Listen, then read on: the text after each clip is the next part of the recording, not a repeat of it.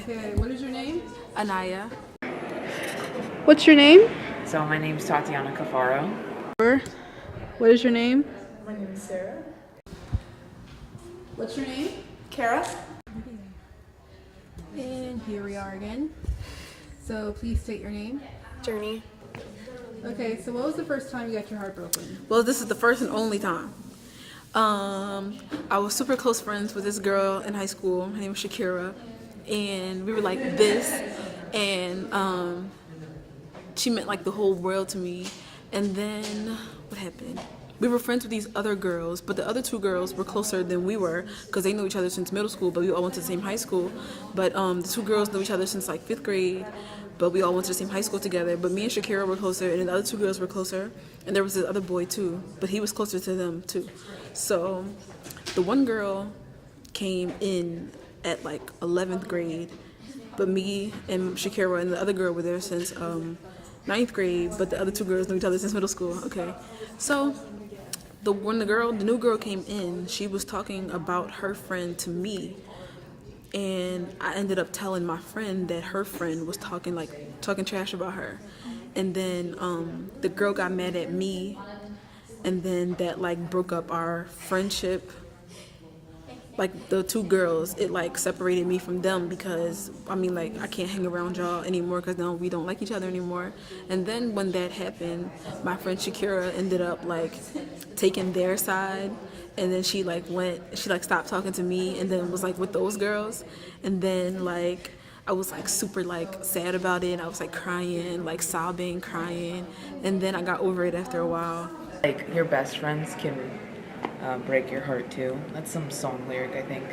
But yeah, she had just moved from Singapore, and so she was really like, she was the new kid. We were both the two new kids in our class, and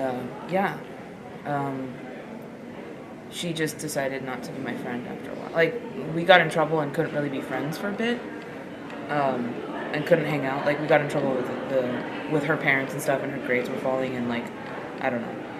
She was having trouble adjusting and stuff, and then I was also new, so we only kind of really hung out with each other, so we were pretty alone at that time. And then after that, she kind of decided, because she was hanging out with other people, she decided that she didn't want to be my friend anymore. And yeah, that was really hard. And what was your first time you've been heartbroken? Well, my first time being heartbroken is with my boyfriend.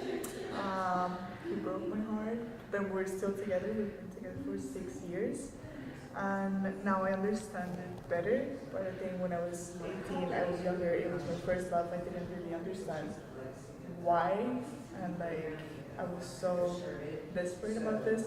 So when we started dating, well, like 4 months after, he kissed another girl. And then, yeah, I was super pleased. And yeah, of course, he broke my heart. I was like super desperate. I didn't know what to do, but then I knew I loved him.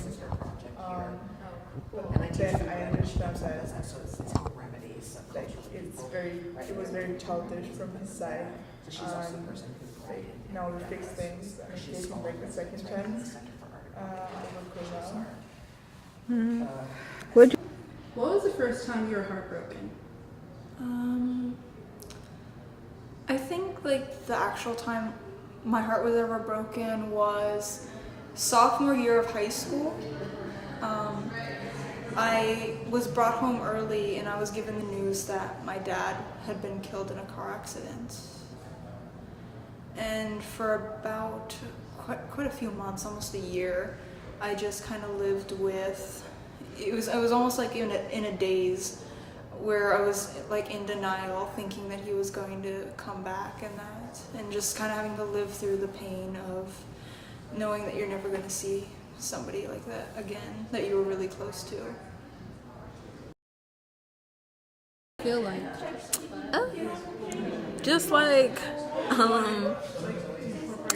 like just loneliness, like damn, like this person that I put so much into and that was like here with me, and like I felt so well. I mean, yeah, for me it was like a super big letdown because I usually do like keep to myself, and I usually like really don't like. I'm not super big on like making emotional attachments with people, but then like I made one with her, and it was like so organic and so easy, and I'm just like, wow, this is great. I finally have somebody like I can keep them close to me because I hadn't been like good at that. So then when that like fell apart and stuff like that, I'm just like, damn, like I'm back alone again and whatever. So that was it. Thanks. Feel.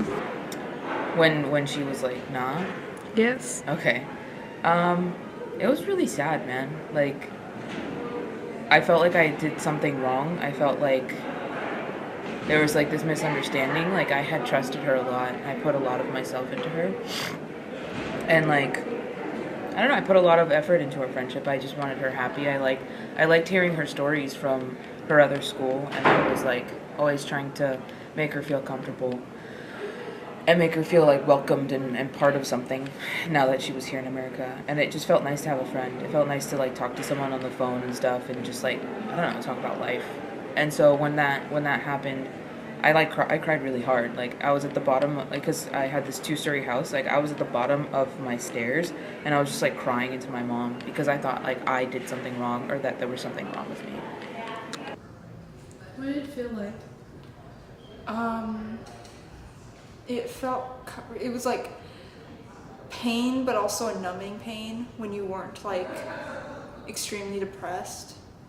So there would be times where I'd be like bawling my eyes out at night, and then other times where it's just kind of like everything is hazy, and you're just like uncertain and, as I said, in denial that stuff's actually happening. Do something in your stomach where you feel it, but then it's all over your body. Like, it could just collapse in on itself. What did you learn from that? I learned that you can love somebody, like you can be in like platonic love. You can be in love platonically, because like I've never been romantically heartbroken. And even up until that point, like the stuff that was going on through my mind was kind of the same stuff I would see people that have been romantically heartbroken. I had those same thoughts. Like people will say stuff like, no matter what happens, I'll always be here for you and stuff like that. And I'm like, yeah, I still feel that way. Like I still love her. I still care about her, even though we're not talking and stuff like that. But I did learn like you can love somebody, be in love with somebody platonically, not romantically. Because like I wouldn't have been heartbroken if I wasn't like in love, you know, like so. Yeah. What did you learn from it? Oh God. What did I learn from it? That people make decisions based on what other people like tell them to do sometimes. If they're not like strong in their convictions or something. Like she was hanging out with other people that didn't really like me. For whatever reason. I still don't really know why one particular person didn't like me. And so because of that, and because she was around that for so often, I think she just kind of decided that not being my friend was easier or something. And I don't know, like because she would tell me a lot of deep shit. And wait, can I swear? Okay, just making sure. Yeah, so I don't know. I think I learned also like how much of myself I'm willing to give people. Like I still give people a lot of myself. Like not as much as before, obviously, but that was the first time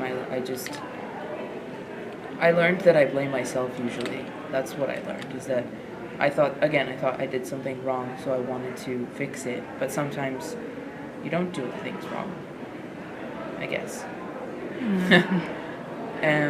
What else? I'm trying to think of what else I really learned. Like the only thing I really learned is like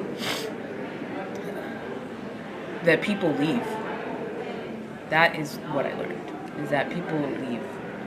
And not always for like logical reasons or like, I don't know, not for like a specific reason either. People leave, and that's part of life, and it's not a comment on you as a person. Sometimes it might be, but like it just is a part of life, is that sometimes people leave, and that's okay. Is this loud enough, by the way? Am I talking loud enough? Well, I see volumes going up, so I think so. Okay, cool. So, thank you. Yeah, no problem.